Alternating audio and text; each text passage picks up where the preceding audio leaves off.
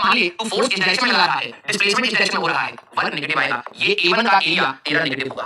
कितना आएगा? हमारे पास semi circle area pi r square by 2। Sir radius कितना है 2 का, तो पाई इनटू 2 का स्क्वायर बाय 2 नेगेटिव के साथ -2 पाई जूल्स। पहली बात ये वाला नेगेटिव हो गया। क्या बात कर रहे हो सर?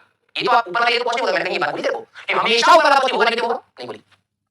ये वाला नेगेटिव हो गया। क्यों हुआ? इसमें आपके सामने आपने ही पढ़ा है। आपने ही बोला सर वर्क का साइन, आप ही लोगों ने बोला कि सर वर्क का साइन फोर्स और डिस्प्लेसमेंट के बीच का एंगल डिसाइड करता है। मैंने कहा अच्छा, तो मतलब पॉजिटिव डायरेक्शन से होंगे। हां, थीटा एंगल बिटवीन फोर्स है। मैंने कहा अच्छा, तो फोर्स से -2 जा रहा है तो तेरे डिस्प्लेसमेंट डायरेक्शन होगा सर नेगेटिव होगा हमेशा। मैंने कहा जब तू फोर्स लेके इधर की बात कर रहा है, फोर्स की साइन कभी +1 +0.5 +0.5 +0.5 1 1.5 1.5 हमेशा तेरा फोर्स पॉजिटिव है। हां, किसी भी वेक्टर क्वांटिटी के सामने पॉजिटिव क्या बताता है? डायरेक्शन बताता है। तो मैंने कहा कि मतलब फोर्स तेरा पॉजिटिव डायरेक्शन में, डिस्प्लेसमेंट तेरा नेगेटिव डायरेक्शन में, इनके बीच का एंगल 180 डिग्री को दिखाई दे रहा है। तो वर्क नेगेटिव आएगा। यस, तो ये जो एरिया आएगा वो नेगेटिव आएगा। अब इसका क्या करूं? जरा इसको समझना मेरा। जब तुम इधर से इधर आए तो डिस्प्लेसमेंट तो नेगेटिव है। इस वाले केस में डिस्प्लेसमेंट तेरा नेगेटिव है। हां सर, फोर्स भी तो तेरा नेगेटिव है। कभी 0 का 0 के बाद -1 -1.2 -1 -1.5 -1.5 -2 माइनस का डायरेक्शन, तो एक फोर्स भी तेरा नेगेटिव है। इसका मतलब समझ, एक डब्बे पर तूने नेगेटिव डायरेक्शन में फोर्स लगाया, डिस्प्लेसमेंट तेरा इधर, दोनों के बीच का एंगल 0 डिग्री आ गया। cos 0 = 1 वर्ग पॉजिटिव आएगा। a2 ये तेरा हुआ positive which is quarter of a circle. कितना आएगा? प्लस हमारे पास pi2 का स्क्वायर बाय 4, तो ये आएगा हमारे पास pi। टोटल स्क्वायर है ना, छोड़ दो। हमारे पास -pi जूल्स आंसर। किसी ने नहीं बोला था -pi की बात करी। तो टाइम है भाई, टाइम उल्टा फ्लो नहीं करता, can never flow in negative direction. Time कभी उल्टा फ्लो नहीं करता, टाइम हमेशा पॉजिटिव फ्लो करता है। ध्यान समझो, displacement is velocity into time. ये कभी भी नेगेटिव हो नहीं सकता। तो वेलोसिटी का भी साइन होगा, डिस्प्लेसमेंट का रहेगा। जब वेलोसिटी पॉजिटिव, डिस्प्लेसमेंट पॉजिटिव। ध्यान सुन, और जब वेलोसिटी नेगेटिव तब डिस्प्लेसमेंट नेगेटिव। समझ रहे हैं आप?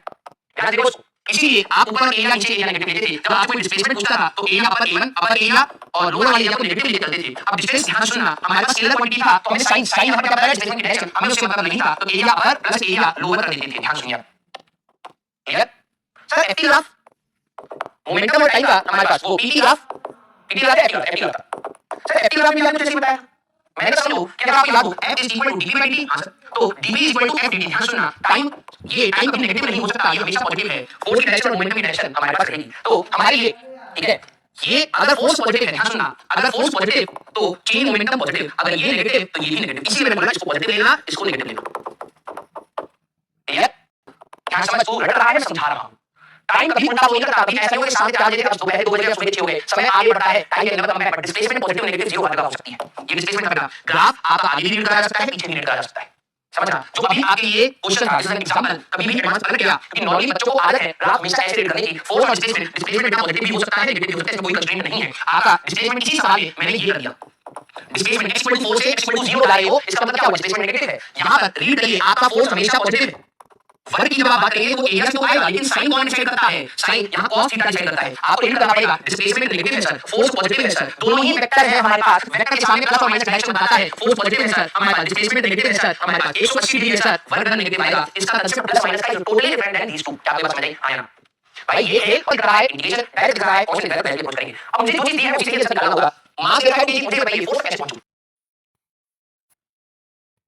है, ये होता है। तो सर स्लोप कैसे निकालूं? कैसे निकालूं? स्लोप ऑफ vt ग्राफ ये एक्सप्रेशन पर मैं स्लोप निकालना भूल गया।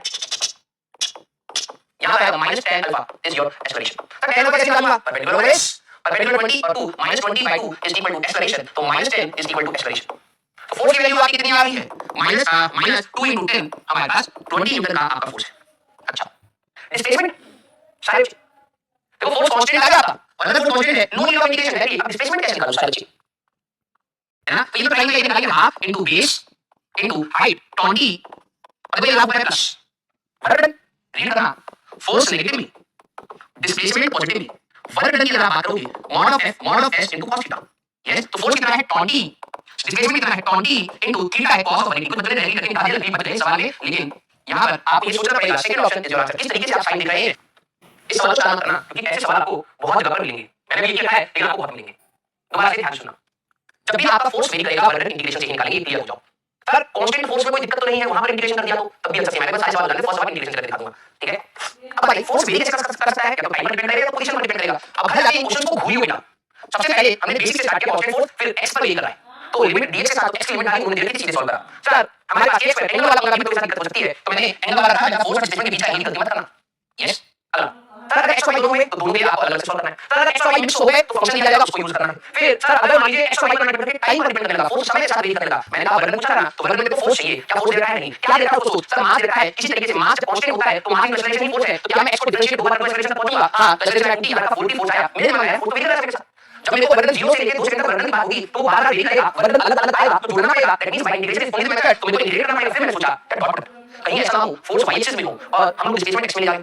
देखो एक बार, x में पोजीशन टाइम से पोजीशन x की वैल्यू है, वेलोसिटी भी x में है, एक्सेलरेशन भी x में ही है। That means force along x है, डिस्प्लेसमेंट भी अलोंग x है, एंगल इज 0, cos 0 कर दिया, यानी कि 40 × फोर्स × डिस्प्लेसमेंट। यहां पर आने के बाद फिर से सोचिए यार समय और x दोनों वेरिएबल रहेंगे और मेरे पास भी दोनों ही है, तो मैं लिमिट किसके डालूं? हमारे पूरी ज्ञान और बाकी मैथमेटिक्स में सिर्फ एक ही वेरिएबल का आप काम कर सकते हैं, लिमिट्स एक ही डाल सकते हैं, सिंगल वेरिएबल इंटीग्रेशन। या तो अब इसको हटा के टाइम ले आइए, 0 से 2 तक कर देंगे, या हटा के x ले आइए, फिर हम लोग x की लिमिट डालेंगे। तो मैंने कहा जैसे मैंने कहा मेथड वही है, अब मैं टाइम को हटा सकता हूं, जैसे हमें पता है x की वैल्यू क्यों बनती है, तो टाइम वैल्यू क्या आई 3x पावर 1 t, मैंने उठा के डाल दिया। अब x का फंक्शन है, बचेगा 0 से 2, अरे भाई तो टाइम की लिमिट आ रहा है, x की लिमिट सब कैसे निकालूं? जब टाइम 0 था तो x 0 था, जब टाइम 2 है तो x 8/3 है। उठा के यहाँ डाल, सॉल्व कर आएगा, ये प्रोबेबिलिटी होगा, जरा समझ। मैंने कहा यार dx क्या मैं इनसे dx निकाल सकता हूं? dx by dt पर नजर पड़ी तो मेरे को मिला t स्क्वायर, मैंने कहा क्या सेपरेट आउट कर सकता हूं? हां, फर्स्ट डेरिवेटिव जो आपका होता है वो एक फ्रैक्शन जैसे काम करता है, तो मैं इस dt को इधर ला सकता हूं। तो t स्क्वायर dt यहां तक मैंने निकाल दिया तो टाइम वेरिएबल है, तो 0 से 2 इंटीग्रेट का आंसर आ गया। क्लियर है क्या? हां या ना? क्लियर? आपको पता है और एक सर्कुलर ट्रैक पर आज को घुमाना है। अब सर्कुलर का चीज आ गई, work done bye centripetal force in full horizontal circle. Work done bye किससे पूछा है? Work done bye centripetal force, ध्यान सुनिए। सेंट्रीपिटल फोर्स का वर्णन इन्होंने हमसे पूछा है। अब याद अगर ये पार्टिकल v स्पीड से चल रहा है तो ये v स्पीड की टेंजेंशियल अलोंग होती है, ये v स्पीड इसके टेंजेंशियल अलोंग होती है। अच्छा, सेंट्रीपिटल फोर्स किस साइड होगा? Towards centre, uniform circular motion. अगर इसकी स्पीड बढ़ रही होगी, ध्यान सुनिए, तो हमारे पास जब केस करेंगे तब हमारे पास टेंजेंशियल फोर्स दिया जाएगा। लेकिन मेरे वर्ड सुनिए, अगर ये यूनिफॉर्म सर्कुलर v स्पीड से घूम जा रहा है, सेंट्रीपिटल फोर्स इधर है, इनके बीच का एंगल हमेशा क्या रहेगा? 90 डिग्री रहेगा। समझना, centripetal force is perpendicular to velocity. अगर आप देखें तो आपसे वेलोसिटी था, ये वेलोसिटी में तो डिस्प्लेसमेंट तो टेंजेंशियल हुआ ना, velocity is v by dt। Velocity अगर टेंजेंशियल अलोंग तो डिस्प्लेसमेंट भी टेंजेंशियल अलोंग है ना। तो हमारे लिए अगर आप पूछ करें work done is force dot displacement cos 90, हमारे पास हो जाएगा वर्क डन आपका 0 है। क्लियर? क्या ऑप्शन आएगा हमारे पास? First option, that is uniform circular motion में सिर्फ सेंटीमीटर होता था, है ना, सिर्फ सेंटीमीटर होता था। ये क्या करता था? डायरेक्शन चेंज करता था। अभी हमने क्या बात की थी कि सेंटीमीटर का वर्क डन कितना होता है? वर्क डन सेंटीमीटर का 0 है। याद है अगर किसी का वर्क 0 है that means kinetic energy constant है, और अगर काइनेटिक एनर्जी कांस्टेंट है तो दैट मींस स्पीड इसकी कांस्टेंट है। तो यही तो यूनिफॉर्म सर्कुलर मोशन के बारे में था, UCM।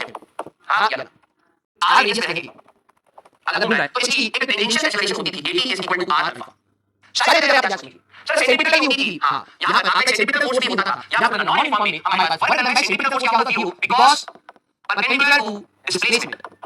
ठीक है, अगर आप छोटे-छोटे डिस्प्लेसमेंट की बात करोगे तो ये हमेशा ये होगा जैसे परपेंडिकुलर, यहां है फोर्स ऐसे हो गया परपेंडिकुलर, फिर ये अगर ऐसे जा रहा है फोर्स ऐसे हो गया परपेंडिकुलर, फिर ये ऐसे जा रहा है फोर्स ऐसे हुआ परपेंडिकुलर, फिर ये ऐसे जा रहा है force towards centre perpendicular. Force will always be towards the centre, centimetre force कभी भी वर्क नहीं करेगा। तो सर स्पीड क्यों हुई? In this case work is done by tangential force, by tangential force.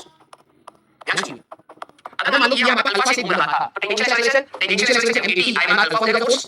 ठीक है, और वन कंप्लीट रोटेशन में वर्क डन पूछे, वन कंप्लीट रोटेशन में कोई बोले वर्क डन कितना होगा? ध्यान सुनना, वर्क डन हमारे पास कितना होगा? तो भाई work done is tangential force into displacement into इनके बीच का एंगल।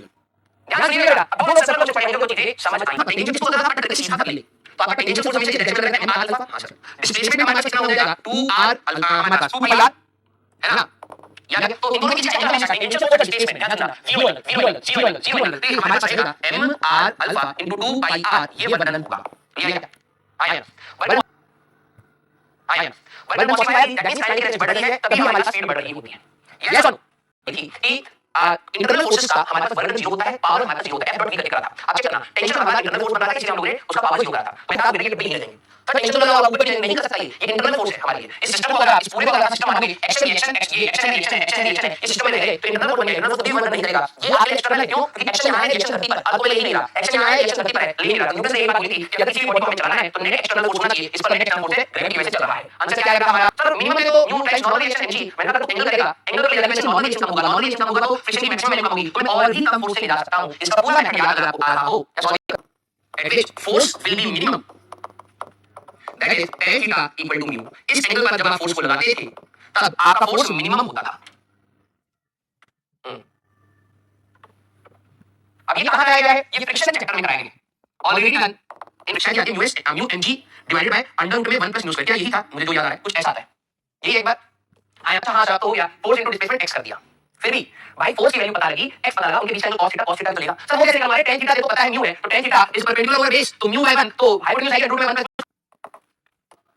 देखो आ जाओ बेटा, तुम्हें हम जानते हैं पैसा दिया पढ़ाइए हमारे को। आ जाओ बेटा। एक बॉडी को पुल करके ले जाने में ज्यादा आसानी रहती है, क्यों? क्योंकि जब तू पुल करेगा तो एक फोर्स का कंपोनेंट दिखाएगा, तो ले जाने की कोशिश करेगा, एक दिखाएगा। इसकी वजह से नॉर्मल रिएक्शन, इसकी वजह से नॉर्मल रिएक्शन कम हो जाएगा। नॉर्मल रिएक्शन कम हुआ तो लिमिटिंग फोर्स की वैल्यू कम हो जाएगी। ठीक है? अरे मुझे पता है भैया, तुम्हें लगा भाई एंगल पर लगाने से पहले होता है कि नॉर्मल रिएक्शन कम हो जाएगा। नॉर्मल रिएक्शन कम हुआ तो लिमिटिंग जो फ्रिक्शन होता है, न्यू टाइम नॉर्मल रिएक्शन कम हो जाएगा, तो कम फोर्स ही तुम्हें अपोज कर रहा हो, तुम चला लोगे। तो ये ब्लॉक चलेगा। ये ब्लॉक तब चलेगा जब f cos थीटा की वैल्यू हमारे पास लिमिटिंग फ्रिक्शन के बराबर है। तो f cos थीटा हमारे पास म्यू टाइम्स नॉर्मल रिएक्शन होगा। तो f cos theta is equal to mu times normal reaction की वैल्यू, इस डायरेक्शन में इक्विलिब्रियम है, तो n plus f sin theta is equal to ng आएगा। तो नॉर्मल रिएक्शन की वैल्यू बेटा ng minus f sin theta आएगा। हां सर, तो ng minus f sin theta आएगा। हमें तो फोर्स बताना था, ब्रैकेट ओपन करके यहां से हम लोगों ने निकाला था plus mu f cos theta sin theta हमारे पास इक्वल टू म्यू ng। तो फोर्स की वैल्यू आ गई mu ng divided by cos theta plus mu sin theta. Sir answer आ गया, पर मालूम अभी आंसर कैसे आ गया? थीटा की वैल्यू अलग लगाएगा, फोर्स की वैल्यू अलग लगाएगी। हमें क्या चाहिए था? एक ऐसा एंगल चाहिए था किस डायरेक्शन में मैं इसको पुल करूं फोर्स मिनिमम हो। तो याद कर, यहां पर ये डिनोमिनेटर है, डिनोमिनेटर जब मैक्सिमम होगा तो फोर्स तेरा मिनिमम हो जाएगा। तो मैंने इसका एक अलग फंक्शन ले लिया cos theta plus mu sin theta, मैंने इसको डिफरेंशिएट कर दे, मैक्सिमम मिनिमम बेसिक में से पढ़ाया था। सर हम तो भूल गए बेटा, भैया क्या ही बताए, क्यों हमसे बार-बार दबाया जा रहा है। तो डिफरेंशिएट कर देते, इक्वल टू 0 डालते थे, tan थीटा की वैल्यू म्यू आ जाती थी। तो एक ऐसा एंगल जहां पर हमारे पास ये फोर्स मिनिमम होगा, दैट इज दिस, वही चीज मैंने बताई। और उसी को तो मार दे, जब tan थीटा की वैल्यू म्यू होती है तो म्यू 1 अंडर रूट में 1 प्लस म्यू स्क्वायर, तो sin थीटा की वैल्यू तेरे पास आ जाएगी बेटा mu divided by under root में 1 प्लस म्यू स्क्वायर, और cos थीटा की वैल्यू तेरे पास आ जाएगी बेटा mu divided by under root में 1 प्लस म्यू स्क्वायर। हमें मिनिमम फोर्स चाहिए था, तो वो एंगल रखूंगा जहां पर ये फोर्स मिनिमम होगा। तो यहां पर जैसे ही यहां पर ये वैल्यू रखता था mu ng divided by under root में 1 प्लस म्यू स्क्वायर आ जाता था। ये वही चीज है जो हम लोगों ने यहां पर तेरे को बता दी।